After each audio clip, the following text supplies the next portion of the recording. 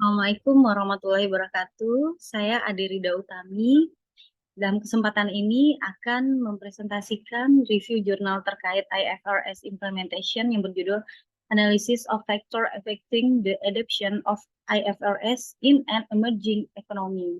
Analisis faktor-faktor yang mempengaruhi adopsi IFRS di negara berkembang.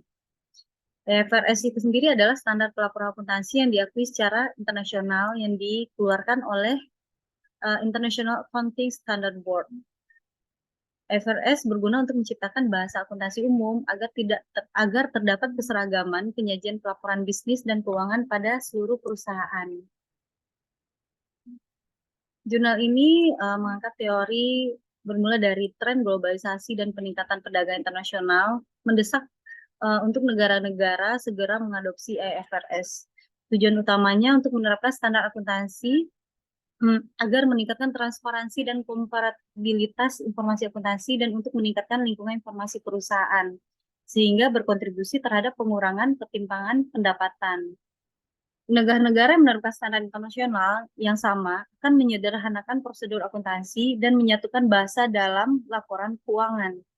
Hal ini telah mengatasi kekurangan yang sudah lama ada dalam laporan keuangan yang disusun berdasarkan sistem akuntansi nasional, membantu menghindari kesalahpahaman tentang informasi keuangan yang dapat menimbulkan konsekuensi negatif terhadap perekonomian yang parah.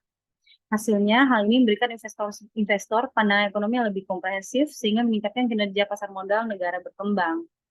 Studi kasus ini itu mengkaji faktor-faktor yang mempengaruhi atau menghambat penerapan standar pelaporan keuangan internasional secara sukarela di pasar negara berkembang.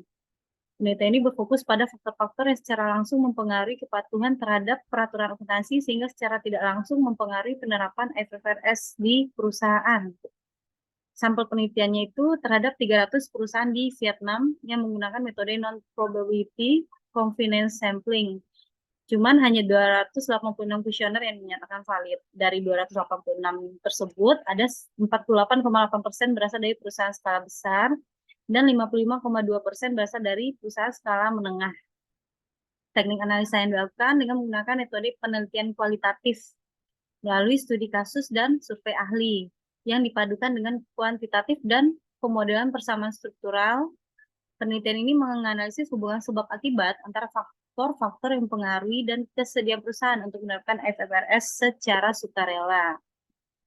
Berdasarkan studi ini, hasil penelitian yang disimpulkan adalah dari survei 280 perusahaan di Vietnam dengan berbagai ukuran, termasuk perusahaan yang telah atau belum mengaudit laporan keuangannya, hasil penelitian menunjukkan bahwa faktor-faktor yang memberikan dampak positif baik langsung maupun tidak langsung terhadap penerapan IFRS, antara lain kepatuhan terhadap peraturan akuntansi, kualifikasi dan pengalaman akuntansi, kualifikasi dan kesadaran manajer, manfaat mengadopsi IFRS, rezim akuntansi, dan surat edaran panduan ukuran perusahaan, kinerja aktivitas audit, dan faktor-faktor yang punya hubungan negatif tidak langsung terhadap penerapan IFRS, yaitu tekanan pajak dan psikologi akuntan.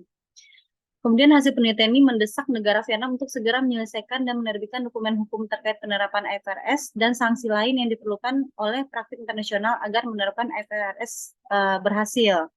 Bagi petugas pajak, dalam proses kerjanya tidak perlu memaksakan tetapi membedakan secara jelas antara akuntansi dan perpajakan agar tidak memaksakan segala kebijakan perpajakan dalam menangani data akuntansi. Hasil penelitian juga menunjukkan bahwa bisnis di Vietnam tidak hanya meningkatkan kualifikasi dan kesadaran manajer, tapi juga harus melatih dan melatih kembali staf akuntansinya. Sekian presentasi ini. Bila taufik wal hidayah. Assalamualaikum warahmatullahi wabarakatuh.